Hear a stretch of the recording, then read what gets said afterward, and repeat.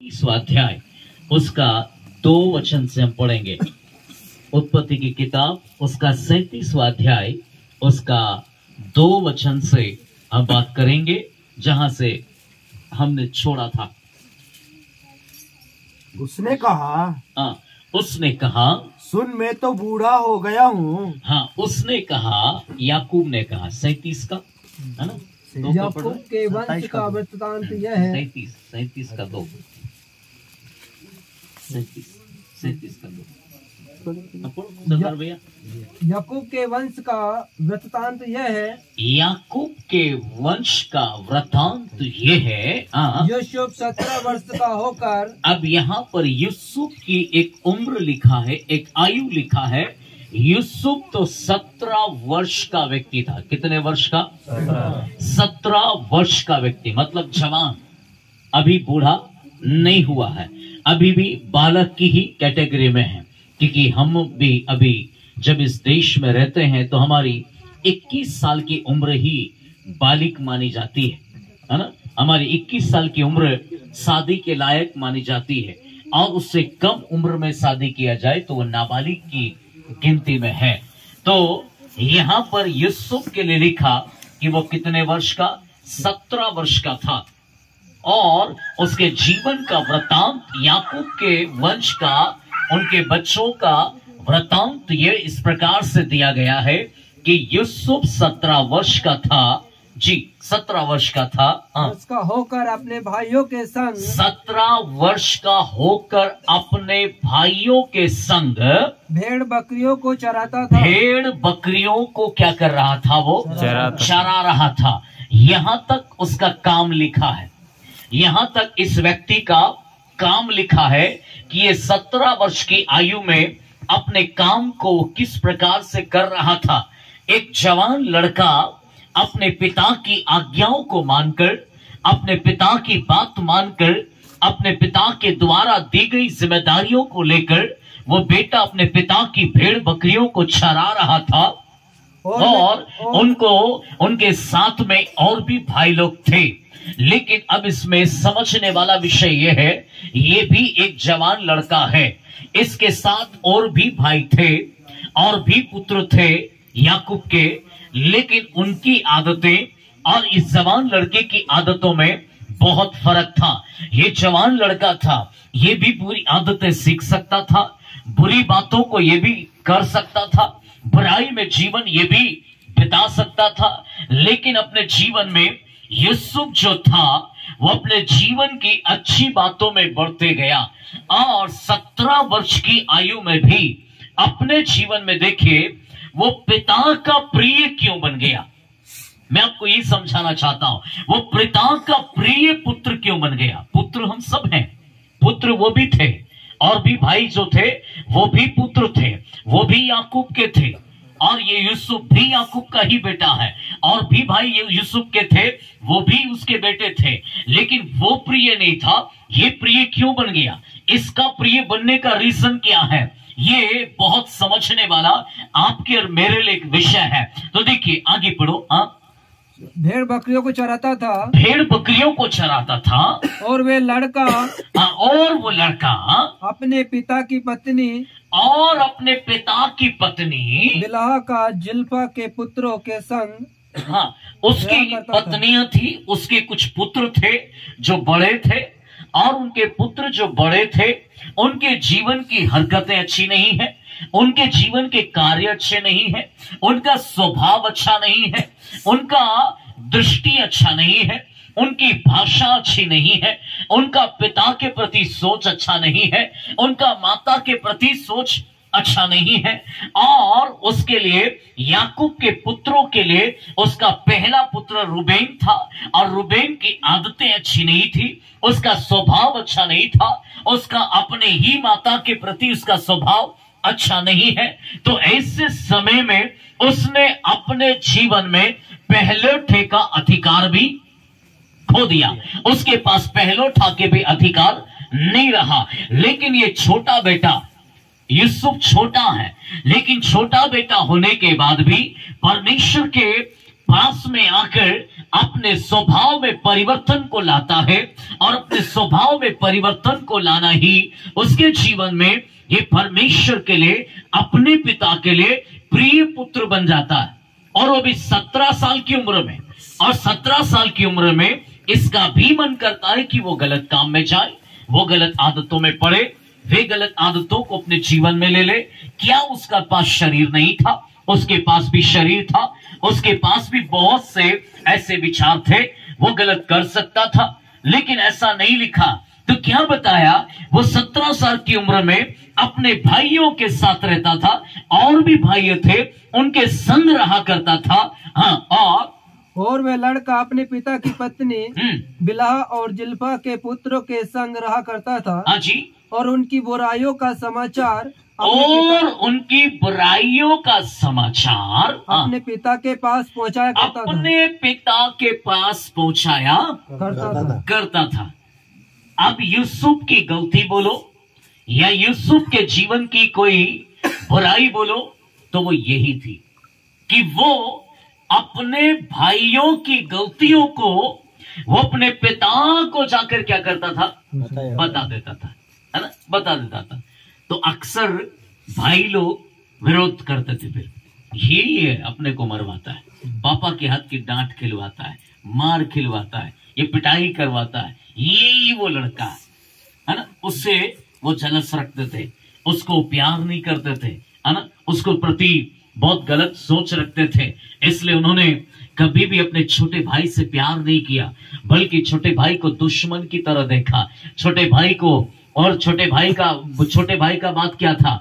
बड़ा भाई लोग गलती करते थे, उनकी गलतियां पिता को बताया करता था कि पापा ये है ना गलत किया है, ये बीड़ी पीता है, ये दारू पीता है, ये ऐसा गलत काम करता है। तो गलत बातों को बताना तो गलत नहीं था, उसकी नजर में सही था।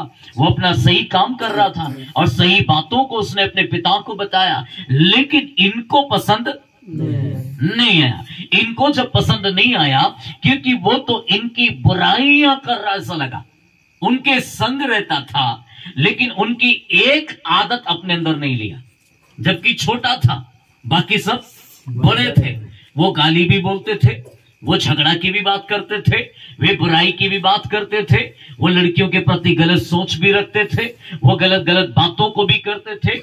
ये 17 साल का लड़का, इसके पास भी अपना जवानी का शरीर था, लेकिन कभी भी इसने अपने जीवन में बड़े भाइयों का आदत को अपने अंदर नहीं आने दिया। क्योंकि कहीं ना कहीं यूसुफ ने अपने जीवन के अंदर उसने अपने पिता से परमेश्वर के प्रेम को सीखा है।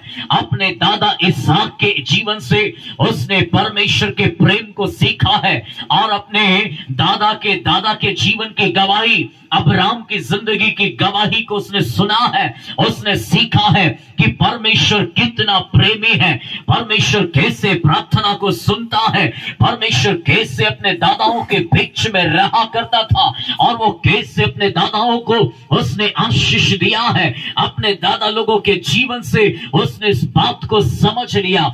इसलिए कम उम्र में रहकर उसने सच्चाई को पहचाना। कम समय में इस सच्चाई को पहचानने के कारण उसने बाकी समय के जीवनों को उसने आशीष में बदल लिया। बहुत से लोग अपने जीवन के समय को खो रहा है, बहुत से लोग अपनी जिंदगी में बहुत सा समय खो दिया। कई लोगों ने दारू में, कई लोगों ने बीड़ी में, कई लोगों ने गलत कामों में, कई लोग अपने जीवन की बर्बादी में, बहुत से गलत कामों में अपने जीवन को बर्बाद कर रहा है। जब आपके जीवन के लिए आपकी समझ खुलेगी, तब तक पता नहीं आपका समय कितना चला जाएगा, तब तक पता नहीं आपका धन कितना बर्बाद हो जाएगा, तब तक आपको पता नहीं आपके शरीर में कितना नुकसान हो जाएगा, तब तक आपको पता नहीं आपका लीवर डैमेज हो जाएगा क्या, तब तक पता नहीं आपकी किडनी फेल हो जाएगी क्या, तब तक आपको अपने जीवन के बारे में पता नहीं है कि आपका जीवन किस जगह पर चला जाएगा। इसलिए यूसुफ के जीवन में ये 17 साल की उम्र केवल घूमने फिरने, खेलने कूदने की उम्र है। उस उम्र में उसने अपने जीवन में सच्चाई को पहचाना, इस सत्य को जाना है। इसलिए इस सत्य को जानने के कारण वो अपने जीवन में इस गलती को कभी नहीं किया, बल्कि इसमें समझ उसके अंदर आ गई। इसलिए वो कहता भाइयों के संग तो रहा, लेकिन वो कभी भी उन बुराइयों को अपने जीवन में गले नहीं लगाया।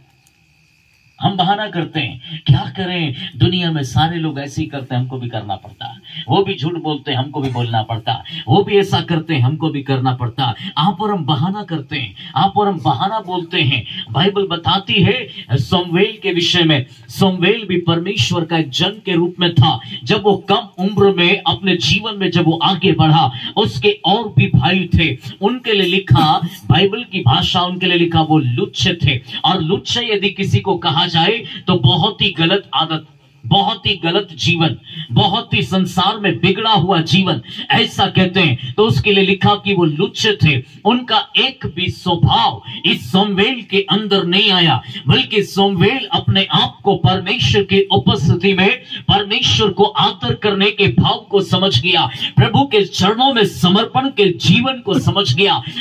सोमवेल ने अपने जीवन में अपने खुदा को आदर करने के भाव को समझ गया। उसने भवन के अंदर जो कुप्पी रखी थी, उस दिए के अंदर तेल डालने के भाव को समझ गया। इस दिए को कभी बुझने नहीं देना है, इस दिए में तेल डालते रहना है, ये मेरी जिम्मेदारी है। कम उम्र में उसने अपने जीवन में परमेश्वर के साथ में रहना सीखा, तो परमेश्वर की आवाज भी उसको मिली। और परमेश्वर की आवाज के साथ में यदि वो बढ़ते गया है, तो एक समय में आने के बाद वो उस समय में देश का भविष्यवक्ता के रूप में अपने आप को प्रेजेंट करता है, अपने आप को प्रकट करता है। ये दुनिया की मांग थी, ये लोगों की मांग थी। खुदा से बात करने के लिए लोग मांग रहा था, प्रभु तू हमसे बात कर, प्रभु तू हमसे बात कर। तब बाइबल बताती है कि लोगों के बीच में परमेश्वर के दर्शन दुर्लभ हो गए थे। मतलब दूर दूर तक उनको खुदा की आवाज नहीं थी, दर्शन नहीं था, किसी प्रकार से लोगों को परमेश्वर का बात नहीं मिलता था। लोग निराशा में थे, लोग अपने पाप में गिरा हुआ था, लोगों के जीवन में चेतावनी नहीं था, वे भूल गए थे। लेकिन खुदा के साथ में एक व्यक्ति था जो बढ़ रहा था, उसके समीप बढ़ रहा था। जब बढ़ रहा था तो पाप करने का अवसर उसके पास भी था, लेकिन परमेश्वर के साथ में वे बढ़ते गया। एक समय खुदा ने उसको आवाज देकर अपने पास में बुलाया, और बुलाकर जब उसके बाद उसको खड़ा किया, वो देश के लिए एक भविष्यवक्ता के रूप में खड़ा होकर लोगों के जीवन के लिए आशीष का कारण हो गया। हालेलुया। तो वे यहाँ पर यूसुफ के लिए लिखा, वो भाइयों की संगति में था, लेकिन भाइयों की आदतें नहीं अपनाया। हालेलुया। उनकी आदतों को नहीं अपनाया, उनकी गलत बातों को नहीं अपनाया, उनके अंदर जो स्वभाव था उसको नहीं अपनाया, बल्कि वो समझ गया, कम उम्र में वो समझ गया मेरे जीवन का मकसद क्या है जी। तब देखो आगे क्या बताया। हाँ, इजराइल अपने सब पुत्रों से, इस्राइल मतलब याकूब, उसके लिए लिखा इस्राइल अपने सब पुत्रों से बढ़ के यूसुफ से प्रीति रखता था। बढ़कर यूसुफ से क्या रखता था? प्रीति रखता था। हालेलुया। यूसुफ से प्रीति रखता था। और भी पुत्र थे, लेकिन इन सब से बढ़कर वो यूसुफ से प्यार करता था। हालेलुया। यूसुफ से प्यार करता था। आपके और हमारे जीवन के लिए विशेष बात होता है, विशेष होना है, विशेषता आना है। विशेषता तब आएगी आपके जीवन में जब आप रहते संसार में हो, लेकिन संसार के स्वभाव को ना अपनाकर अपने जीवन में दुख उठाते हो, उसके उस सब चीजों से दुख उठाते हो, और दुख उठाकर भी आप प्रभु को प्रसन्न करने वाला जीवन को व्यतीत करते हो, तो कहीं ना कहीं आप परमेश्वर के लिए अपने जीवन में आप प्रिय होने का दावा करते हो। मैं प्रिय हूं, मेरे पास गलत आदतों को अपनाने का अवसर था, गलत बोलने का अवसर था, बुराई करने का अवसर था, गलत जीवन को ले लेने का अवसर था, लेकिन मैंने अपने जीवन में दुख उठाकर भी, अपने आप को मारकर भी, मैंने अपने जीवन में प्रभु आपको प्रसन्न करने के लिए मैंने इन आदतों को नहीं अपनाया। तो आप परमेश्वर में, प्रभु में आप प्रिय होने का दावा करते हो। प्रिय होने का दावा करते हो, क्योंकि परमेश्वर की नजर में आप एक प्रिय पुत्र के समान हो जाते हो। ये यूसुफ के जीवन के लिए लिखा कि वो परमेश्वर के लिए प्रिय पुत्र बन गया, अपने पिता के लिए वो प्रिय पुत्र बन गया। और उन सबसे अधिक प्यार प्रभु ने इसके लिए ही जताया, इसके लिए ही जताया। याकूब ने अपने बेटे पर ही ये प्रेम को जताया, इसलिए स्पेशल यह बात लिखा है ना। तब आगे लिखो, क्योंकि वे उसके बुढ़ापे का पुत्र था, क्योंकि वो उसके बुढ़ापे का पुत्र था। आज दुनिया में सबसे ज्यादा पुत्र को लेकर ही सारा लड़ाई है, पुत्र को लेकर, क्योंकि हर एक माता पिता अपने जीवन में पुत्र को बुढ़ापे का सहारा समझता है। बेटे को अपना वंश भी मानते हैं, अपना कुटुंब होने के लिए भी उसको एक वंश, अपने कुटुंब का एक वंश के रूप में मानता है। दूसरा, पुत्र बुढ़ापे का सहारे के रूप में मानता है। इसलिए ज्यादातर लोग इस दुनिया के अंदर अपने बेटे को ही प्रथम स्थान देते हैं, बेटियों को नहीं देते, जबकि ऐसा नहीं है। परमेश्वर की ओर से दिया हुआ बेटा हो या बेटी हो, ये आशीष ही है, आशीष ही है। लेकिन आप दुनिया में जिस दिन आप इन बातों को समझते हो, उस दिन आपके मन में ऑटोमेटिक एक फर्क नजर आता है, आपके मन में फर्क आता है। लेकिन ऐसा नहीं है। कई बेटियां बेटों से भी बढ़कर अपने माता पिता के लिए जीवन बिताया है। कई बेटियां इतिहास गवाह है। कई बेटियों ने अपने जीवन को मरते दम तक माता पिता की सेवा किया है। ऐसे भी लड़कियां हैं जिन्होंने इतिहास रच दिया है, इतिहास में उनकी इस बात की गवाही है। बल्कि कई बेटों ने अपने जीवन में अपने ही हाथों से धन संपत्ति के लिए माता पिता के गर्दन को काट दिया है। कितने ही बेटों ने अपने जो है बच्चों, अपने माता पिता के लिए कई प्रकार की बुराई के स्वभाव को अपनाया है। ऐसा भी जीवन देखने को मिला है। कई ऐसे भी देखने को मिला है कि बेटियां माता पिता के लिए आशीष का कारण हो गई। ये वास्तव में अद्भुत बातें हैं। मनुष्य को इन बातों को समझना बहुत जरूरी है। याकूब को ये बात समझ में आना है। याकूब अपने जीवन में यहां पर आप चाहो तो ये कह सकते हो कि याकूब की एक गलती जो इसमें फर्क नजर आ रहा है, ये फर्क ही बच्चों के अंदर दुश्मनी को लाता है। आपके पास 4 बच्चे हैं, 4 बच्चों को समानता का प्यार दो। 4 बच्चे हैं, 4 बच्चों को समानता में लेकर चलो, उनको समानता का व्यवहार करो, समानता के बारे में बात करो, समानता के साथ में उनके साथ में आप व्यवहार के साथ उनके जीवन को अच्छा चलाओ। अगर आपके मन में भेदभाव है, बच्चों के अंदर ऑटोमेटिक भेदभाव आ जाएगा। आप उन बच्चों के अंदर भेदभाव पैदा करेंगे और ये भेदभाव उनके जीवन के लिए जान का दुश्मन बन जाएगा और वे आपस में लड़ने का प्रयास करेंगे और ये लड़ने का कारण होगा धन संपत्ति, क्योंकि माता पिता ने अपने बच्चों के लिए भेदभाव को पैदा किया। आप एक माता पिता होने के नाते अपने जीवन में आपको पहचानना है, मुझे अगर प्रभु ने आशीष दी है, मुझे 2 बच्चे दिए हैं, तो ये मैं समानता से देखूंगा, समानता से बढ़ाऊंगा, एक समान करके मैं इनको बढ़ाऊंगा, एक समान मैं इनको प्यार दूंगा। आपको ये समझना है, ये खुदा की आशीष है मेरा, मुझे खुदा ने आशीष दी है, ये परमेश्वर की आशीष मुझे आई है, इसलिए मैं इनको समानता से प्यार करूंगा। ये आपको समझना होगा। यहाँ और भी बेटे थे, याकूब के और भी बेटे थे, लेकिन बाकी बेटों के लिए उन्होंने वो प्यार नहीं जताया, इस एक ही बेटे के लिए प्यार जताया। बाकियों के अंदर ऑटोमेटिक दुश्मनी आ गई। देखिए आगे पढ़िए क्या बताया। और उसके लिए एक रंग बिरंगा अंगरखा बनवाया। सुनो, लड़ाई का रीजन ही अंगरखा है, लड़ाई का कारण ही अंगरखा है। अब ये कपड़ा जो है, ये कपड़ा बहुत विशेष है। ये ऐसे ही कपड़ा होता तो कोई भी दुश्मनी नहीं पालता, उसके भाई लोग भी नहीं पालते, पर विशेष कपड़ा, रंग बिरंगवा है ना। केवल सफेद भी होता तो समझ में आ जाता, सफेद हम भी खरीद लेंगे कभी, तो काला भी होता तो बोलते हम भी खरीद लेते हैं। है ना, ऐसा बोल के वो अलग अलग एक ही कलर में होता तो उनके पास एक चांस था, लेकिन यहाँ तो चांस की बात ही नहीं, क्योंकि रंग भी रंगों का था, है ना। रंग मतलब अलग अलग रंग में था, अलग अलग कलर में था, मतलब स्पेशल बनवाया गया था, वो भी केवल यूसुफ के लिए। बाकी भाइयों के लिए जलन आ गया। जब भी वो कपड़ा पहनकर चलता होगा, ये बड़ा बन गया है, ये ऐसा हो गया, हमारा बाप हमको प्यार नहीं करता, इसी को प्यार करता। देखो रंग बिरंगा कपड़ा पहनाया है, अच्छा कपड़ा इसको पहनाया है, बाप इसको ही ज्यादा प्यार करता है, बाप इसके ही साथ ऐसा ज्यादा अच्छा व्यवहार करता है। उनको जब जब वो कपड़ा पहनता है, आंखों में उनको तकलीफ होने लग गया, आंखों में तकलीफ होने लग गया, क्योंकि ये कपड़ा उसकी विशेषता था। यूसुफ को ये कपड़ा मिला, क्यों मिला? क्योंकि वो बुराई से अलग रहा।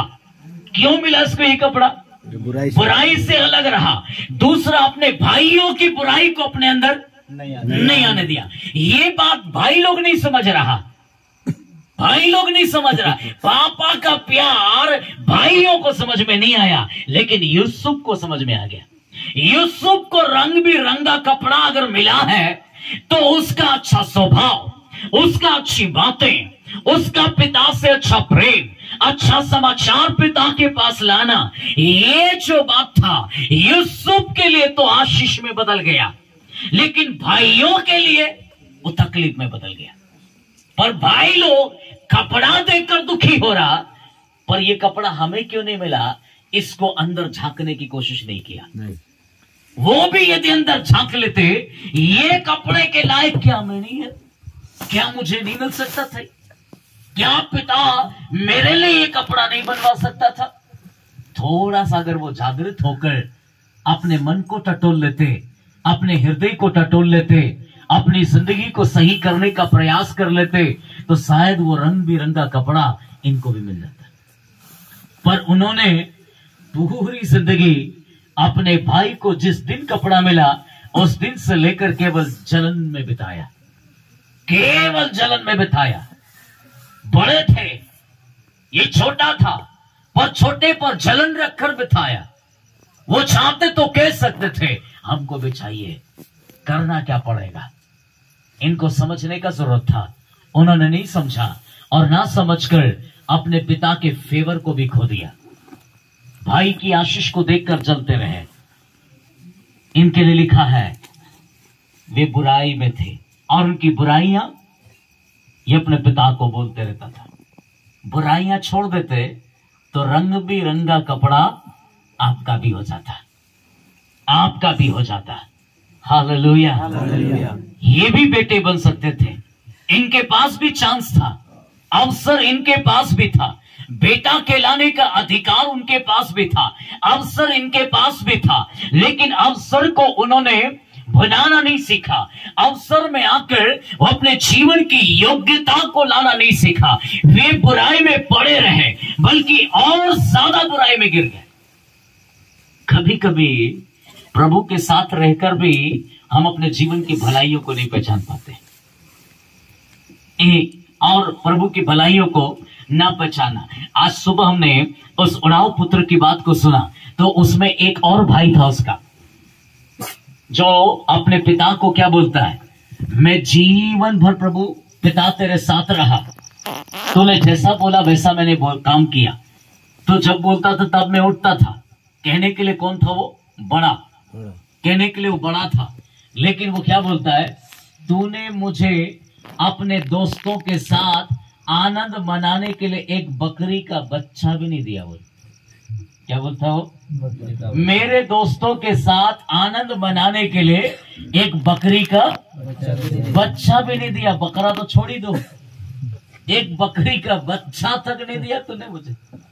ऐसा इल्जाम पिता के ऊपर लगाता है। तो पिताजी उसको क्या बोलते हैं, अरे तूने कितनी बड़ी बात बोल दी, ये सब तो तेरा था, तुझे आनंद मनाने के लिए मैंने रोका क्या? तूने कभी मांगा ही नहीं, तूने कभी मांगा ही नहीं, ये सब तेरा था, तूने मांगा ही नहीं, इसलिए तुझे मिला भी नहीं। और अंदर ही अंदर छोटे पर जलन रखता है। इसको अंदर का क्यों दिया, इसको आनंद मनाने के लिए क्यों दिया? इसको सब खुशी के लिए क्यों दे दिया? उसके लिए दुख जता रहा है। बोला मैं नहीं आऊंगा इसकी पार्टी में, मेरे को पार्टी करने का मौका नहीं दिया है। उसको दुख हो गया, बड़े भाई को दुख हो गया। मेरे प्रियो, हमारे जीवन में इन बातों से शिक्षा मिलती है। सबसे पहले एक अच्छे माता पिता बनो, एक अच्छे माता पिता बनो जो भेदभाव के बिना अपने बच्चों का पालन पोषण करता हो। ऐसे माता पिता बनो ताकि अपने बच्चों को समानता में पालो, समानता का व्यवहार दो, समानता की शिक्षा दो, समानता में उनको लेकर चलो, जिससे आपके बच्चों का भविष्य उज्जवल बने, जिससे आपके बच्चों का जीवन की खुशी आपके जीवन में नजर आए। अपने बच्चों को इस योग्य बनाओ कि अपने पैरों पर खड़े होकर वे कमाना सीखें। वे अपने जीवन में ऐसी मार्ग की शिक्षा दो। बाइबल का परमेश्वर ऐसा कहता है हर एक माता पिता से कि अपने बच्चों को उस मार्ग की शिक्षा देना कि वो बुढ़ापे तक उस शिक्षा को नहीं भूलेगा। आज कितने माता पिता हैं जब उनके बच्चों को शिक्षा देने का समय होता है तब उनको शिक्षा नहीं देते, जब उनको सिखाने का अवसर होता है तब वो कुछ और बात करते हैं। लेकिन वचन कहता है उसको उस मार्ग की शिक्षा दो, अपने बच्चे को उस मार्ग की शिक्षा दो। कौन से मार्ग की शिक्षा आपके बच्चे पा रहा है? कौन सा मार्ग अपना रहा है? क्या आपका बच्चा गाली दे रहा है, आप उसको सुनकर हंस रहा है? क्या आपका बच्चा किसी की चीज को चोरी करके लाया है कि आपको खुशी हो रहा है? आपके बच्चे ने किसी को पत्थर मार दिया है कि आप उसको देखकर खुश हो रहा है? आपके जीवन में आपका बच्चा किसी को धोखा देकर आया है और आपको बता रहा है, तो क्या इस बात से आप खुश हो रहा है? अगर आप खुश हो रहा है तो आप याद रखो आप अपने बच्चों को इस मार्ग की शिक्षा दे रहे हो और ये मार्ग की शिक्षा आपको बुढ़ापे में भारी पड़ेगी। ये मार्ग की शिक्षा आपको बुढ़ापे में खून के आंसू रोने के लिए मजबूर कर देंगी, क्योंकि परमेश्वर का वचन साफ बताता है अपने बच्चों को उस मार्ग की शिक्षा देना जिसमें वो बुढ़ापे तक नहीं भूलेगा, बल्कि वो उसमें चलेगा, वो उसमें जिएगा, वो उसमें कार्य करेगा। एक समय सीखने का होता है, एक समय सिखाने का होता है। आप अपने जीवन में यदि आज फोकस करोगे, आज उसको ध्यान दोगे, तो बच्चा कल अच्छी बातों को सीखेगा, अच्छी शिक्षाओं को ग्रहण करेगा, अच्छे मार्ग पर चलने का प्रयास करेगा। यही शिक्षा उसको जवानी में भी संभालेगी, बुढ़ापे में भी संभालेगी। अगर आज ये शिक्षा नहीं है, जवानी होते होते आप बोलेंगे ये बेटा सुनता नहीं है, ये बेटी सुनती नहीं है, मेरी बेटी मेरे खिलाफ है, मेरा बेटा मेरे खिलाफ है, वो मेरी बातें सुनता नहीं है। कई माँ बाप बच्चा जवान होते होते रोने की दशा है, कई माँ बाप आंखों में आंसू लेकर रोते रहता है। वो बोलते हैं कमा तो रहा है, जरूरत तो पूरी कर रहा है, लेकिन फिर भी ये बेटा हमारी सुनता नहीं है, ये बर्बाद कर रहा हमको। ऐसे कई बातें बोलकर माता पिता आज दुखी है, आज बहुत परेशान है। मैं आपसे कहना चाहता हूं आपकी समस्याओं का समाधान शिक्षा में ही है, शिक्षा में ही है। आपने देखा परमेश्वर ने अब्राहम को वचन दिया, अब्राहम ने अपने बेटे इसहाक को शिक्षा दी, इसहाक को जवानी की शिक्षा दी, इसहाक को बचपने में शिक्षा दी। वो अपने पिता के योग्य जीवन में जिया और आज्ञाकारी बनकर, उसके लिए नहीं लिखा कि वो गलत करते रहा, जबकि उसके भी साथ एक भाई था इस्माइल, वो भी गलत था, उसकी भी गलत आदतें थी, उसका भी गलत जगह पर शादी हुआ, उसने भी, क्योंकि वो बड़ा था, वो बड़ा होने के नाते अपने छोटे भाई इसहाक को सताया करता था और वो अपने बाप को कोई बात ना बोल दे इसलिए वो डरा कर मारने का भी प्रयास किया करता था। लेकिन उसके बावजूद भी इसहाक ने कभी अपनी जिंदगी में उन आदतों को ग्रहण नहीं किया और आदतों को ग्रहण ना करने के कारण वो भी अपने पिता के लिए प्रिय बेटा बना। हालेलुया। वो भी अपना प्रिय बेटा बन गया। और इसहाक के बाद जब याकूब और एसाव का जीवन आता है, वहां भी बड़ा और छोटे बेटे का जीवन नजर आता है और वहां पर भी याकूब ने अपने जीवन में परमेश्वर की बातों को मानकर अपने जीवन में अपनी योग्यता में खड़ा रहा और उस जगह पर आकर अपने जीवन की आशीष को पाया। तब शुरू होता है याकूब के पुत्रों की बातें। तो यहां पर छोटा बेटा है और अपने पिता के लिए वो प्रिय बेटा बन गया है और प्रिय बेटा बनने की आशीष को उसने पाया है। प्रिय बेटा बनो। और वो प्रिय बेटा कब बनोगे आप? जब आप अपने जीवन में बुराई को छोड़कर अच्छाई को ग्रहण करके अच्छाई को प्रकट करोगे। आप पिता के लिए प्रिय बेटे बनकर रहोगे, प्रिय बेटा बनकर रहोगे। और ये प्रियता ही आपके जीवन में आपके पिता का फेवर हमेशा आपको मिलेगा, हमेशा मिलेगा। ये रंग बिरंगा कपड़ा उनके लिए, यीशु के लिए पिता का गिफ्ट है, उसको पिता की ओर से गिफ्ट है उसको। ये एक ऐसा वस्त्र है जो उस जमाने का विशेष वस्त्र था और उस जमाने का विशेष वस्त्र इसको पहनने का मौका मिला, भाइयों को पहनने का मौका नहीं मिला, इसलिए इस वस्त्र की लिए जलन रखते थे। इस वस्त्र के लिए उनको तकलीफ था। आज भी ये बातें यूसुफ का जीवन नए नियम के जीवन को दर्शाता है, यीशु मसीह का जीवन को दर्शाता है। हालेलुया। यीशु मसीह के जीवन को दर्शाता है। कैसे? यीशु मसीह का जैसे जन्म होने के बाद यीशु मसीह के वस्त्र को भी बांटा गया, चिट्ठी में बांटा गया, इसी प्रकार से यूसुफ के वस्त्र भी विशेष था। यूसुफ का वस्त्र भी बांटा गया और यूसुफ के जीवन में ये वस्त्र की ही लड़ाई थी। वहां पर भी वस्त्र की ही लड़ाई नजर आती है। वो चिट्ठी डालकर एक दूसरे में चिट्ठी डाला, जिसका नाम निकला उसको यीशु मसीह का वस्त्र मिला। और यहां पर यूसुफ का वस्त्र भी मिला है, क्योंकि यूसुफ का वस्त्र के अंदर भी एक लड़ाई रहा और भाइयों ने आपस में लड़ाई किया। तब इस वस्त्र को उन्होंने इसको खून से, एक बकरी का काट कर उसका खून उसमें लगा दिया और बोल दिया इसको शेर खा गया, और उसका खून लगा के अपने पिता के हाथ में सौंप दिया। यहां भेड़ बकरी का बलिदान है, उधर नए नियम में यीशु मसीह का बलिदान है। हालेलुया। यूसुफ को सूखे कुएं के गड्ढे में उतारा गया, यीशु मसीह भी कब्रिस्तान में उतारा गया। Hallelujah, hallelujah. उधर भी मृत्यु था, इधर भी मृत्यु है। उधर भी जीवन की बातें दर्शाएगी, इधर भी जीवन की बातें दर्शाएगी। तो यूसुफ का जीवन जो है यीशु मसीह के लिए एक छाया के समान है और एक अच्छे माता पिता की बात यूसुफ के जीवन से हमको देखने को मिलता है, क्योंकि वो प्रिय पुत्र बना।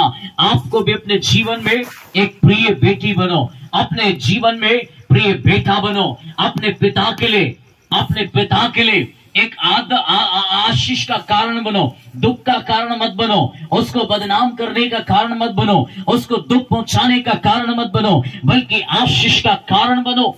क्योंकि यहाँ यूसुफ जो था वो अपनी जवानी के दिनों में वो अभिलाषा में पढ़ सकता था, पर उसने अभिलाषा में नहीं पढ़कर अपने जीवन को उसने समझा, अपने जीवन को समझकर उसने अपने जीवन में पिता के लिए एक प्रिय पुत्र बनकर रहा। जी, तब आगे क्या बताया? हाँ, परंतु जब उसके भाइयों ने देखा कि हमारा पिता हम सब भाइयों से अधिक उससे प्रीति रखता है, तब वे उससे बेर करने लगे। तब वे उससे क्या करने लगे? बेर करने लगे। आपके जीवन में देखो, बेर करने का कारण बन गया ये पिता का प्यार और यूसुफ की अच्छाई पिता को खींच के अपने पास ला रही है। पिता का प्यार यूसुफ अपने जीवन से खींच रहा है, अपने व्यवहार से खींच रहा है, अपनी आदतों से खींच रहा है, पिता के प्रेम को खींच रहा है। और पिता भी दौड़ चला रहा है, पिता भी अपने प्रेम को प्रकट कर रहा है अपने बेटे के ऊपर। और ये संसार को समझ में नहीं आया, क्योंकि वो सांसारिक बातों में थे, उनको समझ में नहीं आया। वो तो दुश्मनी पालने लगे। हमसे अधिक इससे प्यार क्यों, हमसे अधिक इससे प्रेम क्यों? आपके जीवन में हो सकता है आपके बाद आने वाला विश्वासी आपसे ज्यादा अधिक उन्नति में है, और आप बहुत समय से होंगे, आपकी उन्नति नजर नहीं आ रही होगी, तब आपको भी जलन आ सकता है, ये मेरे से बाद में है, फिर भी इतना सामर्थ्य रूप में सेवा कर रहा है, फिर भी सामर्थ्य रूप में इसका जीवन आशीषित है, फिर भी बढ़कर इसकी जिंदगी में कुछ अच्छा हो रहा है, इसका घर, इसकी खेती, इसका जीवन, इसका बहुत बढ़िया सब कुछ बेहतर हो रहा है, लेकिन मैं एक लंबा समय बिताया, उसके बाद भी कुछ नहीं, मैं वही की वही हूं, मैं वही की वही हूं। आपको ये बातें परेशान कर सकती है, आपको ये बातें उस व्यक्ति के लिए जलन पैदा कर सकती हैं, लेकिन मैं आपसे कहना चाहता हूं, आप जलन उस व्यक्ति के पीछे आने से पहले आपको अपने अंदर झांकने की जरूरत है। अपने अंदर झांक कर देखो, क्यों मैं पीछे हूं, क्यों मेरा जीवन असफल है, क्यों मैं आत्मा में असफल हूं, क्यों मैं वरदानों में असफल हूं, क्यों मेरा जीवन भलाई में असफल है, क्यों मेरे जीवन में पिता का प्रेम नहीं है, क्यों मेरे जीवन में उससे अधिक प्रेम नहीं है, क्यों पिता का ध्यान मेरी ओर नहीं है। अपने जीवन में टटोलने का जरूरत है। जिसने टटोल लिया वो बदलेगा, और जो बदल गया वो खुदा की महिमा में बदल जाएगा और वो बढ़ते चला जाएगा, क्योंकि उसने अपने जीवन को पहचाना है, अपने पिता के ध्यान को खींच लिया है। आज कितने लोग पिता के ध्यान को खींच नहीं पा रहा, बल्कि वो बुराई में बढ़ रहा है, वे बुराई में है और बुराई को छोड़ नहीं पा रहा, तो कैसे पिता का ध्यान आपकी ओर होगा जी। तो लिखा, पिता वह उसी से प्रीति रखता है। आगे, तब वे उससे बेर करने लगे, तब वो उसे बेर करने लगे, और उसके साथ ठीक से बातें भी नहीं करते थे, ठीक से बात भी नहीं करते थे। हालेलुया। बर्ताव लोग करना बदल दे तो समझ लेना वो आपसे प्रेम नहीं करते। प्रेम करने वाले का बर्ताव आपके लिए अच्छा होगा, प्रेम करने वालों की बातें आपके लिए अच्छी होंगी। अगर वो आपके प्रति उसका बर्ताव, व्यवहार बदल गया है, तो याद रखो कुछ तो गड़बड़ है, कुछ तो गड़बड़ है। इस प्रेम में कोई तो गड़बड़ी है, इस बात में कोई तो गड़बड़ी है, भाइयों के प्रेम में कोई तो गड़बड़ी है, आपस के प्रेम में कोई तो गड़बड़ी है, क्योंकि बर्ताव क्या हो गया है, बदल गया है। हालेलुया। जब तक समानता में था तब तक ठीक था, लेकिन जैसे समानता बदली, बर्ताव बदल गया है। यहाँ पर भाइयों का बर्ताव बदल गया है। उसके रीजन है कपड़ा, उसका रीजन है पिता का प्यार, अधिक प्यार। पर बच्चों ने ये नहीं देखा कि पिता इससे प्रेम क्यों करता है, और वो भी अधिक। अगर ये समझ लेते तो पिता का ध्यान ये भी खींच सकते थे। हालेलुया। मैं अपनी जिंदगी में ऐसा करता हूं। मैं जब कहता हूं हम सब प्रभु के बच्चे, हम सब प्रभु के बच्चे, लेकिन मैं कहता हूं प्रभु मैं आपका बच्चा नहीं, मैं आपका बेटा हूं। मैं बच्चा नहीं, मैं आपका बेटा हूं। और जब वो पिता स्वर्ग से देखे ना, तो मैं फ्रंट में दिखना चाहता हूं। रूपा फ्रंट में दिखो, पीछे नहीं, फ्रंट में आ जाओ, सबसे आगे आ जाओ, सबसे आगे नजर आए। ऐसा एक जीवन, ऐसा एक बेटा बनो, जब कभी भी याद करे, जब कभी भी खुदा की नजर पड़े तो सीधे आपके ऊपर पड़े, सीधे आपके ऊपर पड़े। ये है मेरा बेटा, ये है मेरा बेटा, ये है मेरी बेटी। हालेलुया। आपकी आराधना खुदा के ध्यान को खींचने पाए, आपकी थाली बजाना खुदा के ध्यान को खींचने पाए, आपका व्यवहार खुदा के ध्यान को खींचने पाए, आपका समर्पण खुदा के ध्यान को खींचने पाए, आपके जीवन के अच्छा स्वभाव खुदा के ध्यान को खींचने पाए, और वो विवश हो जाने पाए आपके साथ चलने के लिए, वो विवश हो जाने पाए आपसे बात करने के लिए, वो विवश हो जाने पाए। ये है मेरी बेटी, ये है मेरा बेटा। हालेलुया। और वो विवश हो जाए, ये मेरा बच्चा है, मुझे इसके साथ बैठना है। अच्छे बच्चों के साथ पिता का मन करता वो उसके साथ बात करे। Hallelujah, hallelujah, hallelujah, hallelujah. और बुरे बच्चे से पिता का दिल दुखी रहता है, माता उदास रहती है। पिता का दिल, गलत बच्चों से पिता का दिल दुखी होता है, माता जीवन में उदास रहती है। लेकिन अच्छे बच्चे पिता को खुश कर देते हैं, माता आनंदित होती है। Hallelujah, hallelujah. ये है बच्चों का प्यार। इसलिए एक अच्छे माता पिता होने के नाते बर्ताव अच्छा रखो। दूसरा, आप एक बेटे या बेटी होने के नाते अपने जीवन में बुराई की ओर ध्यान मत दो, अच्छाई की खबर हमेशा करो। हालेलुया। अच्छाई की बातें करो, अच्छाई का जीवन व्यतीत करो। इस अच्छाई के लिए फिर दुख भी उठाना हो, उसके लिए अपने जीवन में निराश मत हो जाओ। अगर भाइयों का सताव भी हो तो वो ना समझ कर सताव कर रहा है। जिस दिन वो भी ये बात समझ आएंगे, वो भी आपके समान एक अच्छे स्वभाव में, एक अच्छे समाचार में, एक अच्छी बातों में वो भी अपने जीवन को व्यतीत करेंगे और वो भी पिता का प्रिय बच्चे बन जाएंगे। वो भी गलत बातों में नहीं जिएंगे, उनका भी जीवन बेहतर हो जाएगा। इसलिए इस जवान लड़के ने अपने व्यवहार को जब अच्छा किया, अपने जीवन को जब अच्छा किया, तो मालूम है यहोवा परमेश्वर का दर्शन इस 17 साल के लड़के के ऊपर आता है। यहोवा खुदा का दर्शन इस 17 साल की उम्र में इसने अपने जीवन में उस दर्शन को पाया है। जिस उम्र में ये अपने जीवन में लड़कियों के सपने देखता है, जिस उम्र में लड़कियां अपने लड़कों के सपने देखते रहती हैं, उस उम्र में इसने खुदा के दर्शन को पाया है। इस उम्र में इसने खुदा के दर्शन को पाया है। मालूम क्यों? क्योंकि सोच खुदा के लिए थी, अपना जीवन खुदा के लिए था, अपने पिता की शिक्षा अच्छी थी, अपने पिता की शिक्षा को मानने वाला बेटा था, इसलिए दर्शन भी अच्छा पाया है। हालेलुया। आज के बच्चों को अच्छे दर्शन नहीं आते, अच्छे सपने नहीं आते। उनसे पूछो कि सपना कौन सा आया, तो बता नहीं सकते ऐसा सपना आया उनको। लेकिन यूसुफ को दर्शन मिला है। हालेलुया। भविष्य का दर्शन पाया उसने। आज जवानों के पास भविष्य का कोई दर्शन नहीं, इसलिए भटकाव है, इसलिए मालूम नहीं जाना कहां है, करना क्या है, मैं करूं क्या, समझ में नहीं आता है। भविष्य का निर्धारण कौन करता है? आपका परमेश्वर। आपके भविष्य को निर्माण करने वाला आपका परमेश्वर है। यूसुफ को जब ये बात पता चली, उसने जवानी आयु में अपने भविष्य के प्रति दर्शन देखा। आज के जवानों से पूछो बेटा क्या करेगा, मालूम नहीं। क्या बनेगा, मालूम नहीं। भविष्य के प्रति कोई दर्शन नहीं, कोई दर्शन नहीं है। इसलिए जहां दर्शन की बातें नहीं होती वही मृत्यु आती है, वही असफलता आती है, वही जीवन बर्बाद होता है, वही जिंदगी तबाह होती है। लेकिन जहां दर्शन आता है, जहां भविष्य निर्धारित होता है, जब भविष्य का दर्शन मिलता है, ऐसी जगह को यदि एक जवान चुन ले और अपने जीवन में दर्शन पाले, उसको मौत दूर दूर तक दिखाई नहीं देती है, क्योंकि वो अपने जीवन का उसको जुनून बना लेता है।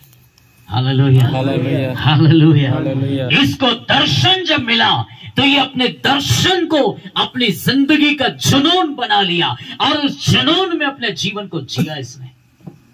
फिर इसके लिए कुछ भी होकर गुजरना पड़े, ये बोलता है इस दर्शन को पूरा करके रहूंगा। हालेलुया। इस दर्शन को मैं पूरा करके रहूंगा। ये मेरा दर्शन है, मुझे खुदा ने दर्शन दिया, मैं इसको पूरा करूंगा, मैं इसको पूरा करूंगा। उसने उस दर्शन को पाकर, देखिए बाइबल क्या बताती है, जब इसने इस दर्शन को पाया और सुबह उठकर अपने भाइयों को बताया, और अपने भाइयों को जब बताया तो भाई लोग इसके विरोधी बन गए। हालेलुया। कभी कभी है ना, अपने दर्शनों को छुपाना भी सीखना है। कभी कभी अपने दर्शनों को छुपाना भी सीखना है, नहीं तो कॉपी जल्दी करते हैं लोग। क्या जल्दी करते हैं? कॉपी जल्दी, फोटो कॉपी जल्दी कर लेते हैं, सीधी सी भाषा में, है ना। आप बताएंगे, आप पता नहीं कब करेंगे, वो पहले करके जाएगा, और भले नहीं करे पर बिगाड़ के जाएगा। दर्शन आपका, लेकिन करेगा कोई और अगला उसको पता ही नहीं, वो ही रुक जाएगा, फिर आपसे पूछने आएगा आगे क्या करूं, आगे कोई दर्शन आया क्या? बोला नहीं आया मेरे पास, तो उसको मालूम ही नहीं आगे क्या करना है, तो बोलता ये भी बेकार है ना। तो अधूरा करके वो छोड़ने वाला काम है, लेकिन जिसको दर्शन मिला वो उसको पूरा करेगा। फिर वो दुख उठाना पड़े, हानि उठाना पड़े, वो उसको पूरा करेगा।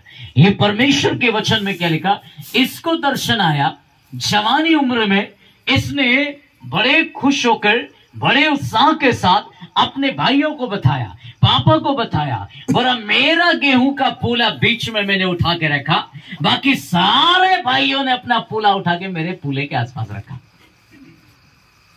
तो ये भाई लोग क्या बोला, तू छोटा लड़का है, हम तेरे से बड़े हैं, इसका मतलब कि हम तेरे सामने दंडवत करें? हम क्या तेरे को दंडवत करें? तो कौन है? पहले तो भड़के हुए थे वो कपड़े को लेके, आगे फिर उन्होंने भड़का दिया। अब जब वो अभी भड़काया तो उनको इतना गुस्सा आ गया, अब इसका जिंदा रहना ठीक नहीं अब इसका जिंदा रहना, ये पागल हो गया है, ये बाप का बेटा ये पागल हो गया। उसके पागल करार दे दिया उसका, और उसको मारने की फिराक में लोग, क्योंकि इनको समझ में नहीं आ रहा है। लेकिन यूसुफ को समझ में आ गया, मैं खुदा के लिए चुना गया हूं, दर्शन मुझे प्रभु की ओर से आया है। तो कभी कभी आपका दर्शन आपको सही जगह मिल रहा और सही जगह चलाएगा, लेकिन कभी कभी हमको इस दर्शन को समझना है, कहाँ बोलना है ये आपको समझना चाहिए, कहाँ बोलना ये आपको समझना चाहिए। मालूम एक वचन ऐसा भी बोला, अपने मोती को सुअरों के आगे मत डालो। पढ़ा ना आपने भी, अपने कीमती मोती को सुअरों के आगे मत डालो, कि ऐसा ना हो कि वो पैरों तले रोंदे और पलटकर तुमको फाड़ डाले। ये सुअर कौन है? गंदे स्वभाव के लोग सुअर, गंदी आदतों वाले लोग सुअर के समान है। मोती क्या है? प्रभु का वचन, प्रभु का वचन, प्रभु का दिया हुआ दर्शन, प्रभु का दिया हुआ योजना, प्रभु की दी हुई आज्ञाएं। अब जो व्यक्ति को इसकी कदर ही नहीं, ऐसे व्यक्ति को आप दे रहा है, ले लो भाई यीशु को, ले लो भाई यीशु को, ये तुम्हारा जीवन है, ले लो भाई यीशु को। वो बोलता मुझे नहीं चाहिए तुम्हारा यीशु। और वो इसलिए नहीं लेगा क्योंकि उसके काम बुरे हैं। बाइबल बोलती है काम है। क्या बुरे हैं उसके काम? यीशु को वो लेगा जिसके काम अच्छे हैं और सुधारना चाहता है, वो बोलेगा दे दे मेरे को, मुझे यीशु को दे दो। लेकिन जिसके काम बुरे हैं, तेरा यीशु का जरूरत मेरे को नहीं है। मालूम है, सुअर को कीचड़ में से निकालो, उसको अच्छा नहला दो, कुएं में पानी निकाल के नहला दो, क्रीम पाउडर भी लगा दो, नथनी भी पहना दो, बहुत सुंदर दुल्हन बना दो, फिर उसके बाद उसको छोड़ दो, थोड़ा घूम के आओ, तो जाएगी कहाँ? कीचड़ ढूंढने के लिए, कीचड़ ही ढूंढने जाएगी। किधर है कीचड़? अभी आपने नहलाया क्या? उसको इच्छा पूरा नहीं हुआ नहा के, उस सुअर का इच्छा पूरा नहीं हुआ नहा के, वो फिर भी क्या ढूंढ रही है? कीचड़। इसलिए उसके स्वभाव में है, वो कीचड़ उसके स्वभाव में है। आपने पाउडर लगाया, उससे उसको कोई मतलब नहीं। आपने क्रीम उसके मुंह पर लगा दिया, कोई मतलब नहीं। नथनी भी सोने की पहना दी, कोई मतलब नहीं। उसको इसका कोई कीमत नहीं उसके सामने। उसको एक ही स्वभाव है, कीचड़ कहाँ है? कीचड़ किधर है? वो कीचड़ को ढूंढने के लिए जाती है, और कीचड़ में नहाना ही उसको, उधर लेटे रहना उसको पसंद है, उधर ही पैर ऊपर करके लेटे रहती है, कीचड़ के समान। इसलिए ये मोती कीमती है। ये मोती कैसा है? कीमती है। इसकी कीमत आप पहचानो तब सही जगह दोगे आप। ये क्या है? मोती है। ये क्या है? मोती। ये हल्का पतला चीज थोड़ी ना है ना? लोग कहते भैया फलाना वलाना करने के लिए तुम हमको दे रहा है। भैया ये मोती है, मोती। क्या है ये? मोती। हीरा मोती है, इसकी बहुत बड़ी कीमत है। इस मोती को सुअरों के आगे मत डालो, जिनको इसकी कदर नहीं है उनके आगे मत डालो, जो इनको सुनना नहीं चाहते उसके आगे मत डालो। ये हर किसी के बस की नहीं है। इन मोती को ले लेना, ये मोती ले लेना सबके बस की बात नहीं है। ये मोती जिस दिन आप ले लिया, उस दिन आपके जीवन का उद्धार है, उस दिन आपके जीवन में अद्भुत काम है। इस मोती को आपके घर में नहीं आने देना। शत्रु का हर संभव कोशिश है, शत्रु हर संभव प्रयास करेगा। इस तक वचन नहीं पहुंचना चाहिए, इसके घर में वचन नहीं जाना चाहिए, इसके परिवार में वचन नहीं जाना चाहिए। मैं उसके घर में अगर वचन गया तो शत्रु बोलता है मैं इस घर में फिर नहीं रह पाऊंगा, मैं इसके अंदर नहीं रह पाऊंगा, मैं बुरी आदत बनकर इसके अंदर नहीं रह पाऊंगा, मुझे निकलना पड़ेगा। मोती यदि आ गया है मुझे जाना पड़ेगा। इसलिए शत्रु क्या बोलता है, मोती मत ले लो, मोती मत ले लो।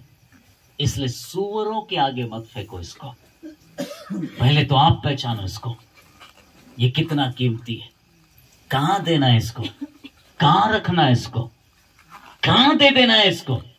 पहले तो आप पहचानो, फिर सही समय पर सही जगह पर इन मोतियों को दे दो और इसकी कदर होगी।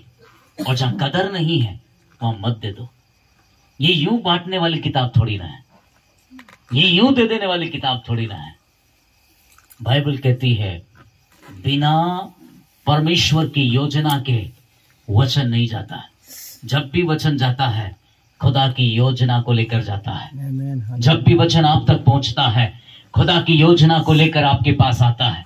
और खुदा की योजना जब तक वो पूरा ना कर दे वो वहां रहता है, वो ठहरता है। तभी तो हम कहते हैं खुदा के उस दिन में उस वचन ने मेरे मन को झंझोड़ दिया, मेरे मन को बदल दिया। मैं फूट फूट कर उस वचन को सुनकर रोने लगा, मैं फूट फूट कर उस आराधना के शब्दों को सुनकर रोने लगा।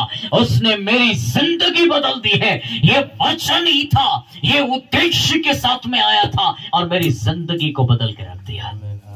हालेलुया। इसमें सामर्थ है। प्रिय पुत्र बनो, परमेश्वर के प्रिय पुत्र बनो। प्रिय पुत्र बनने में आशीष है। Hallelujah, hallelujah. जब आप प्रिय पुत्र बन जाओगे लोगों का जलन ऑटोमेटिक शुरू हो जाएगा। आप उसकी परवाह किए बिना खुदा के साथ बढ़ते रहना। Hallelujah, hallelujah. और खुदा जब भविष्य को लेकर दर्शन दे खड़े रहो।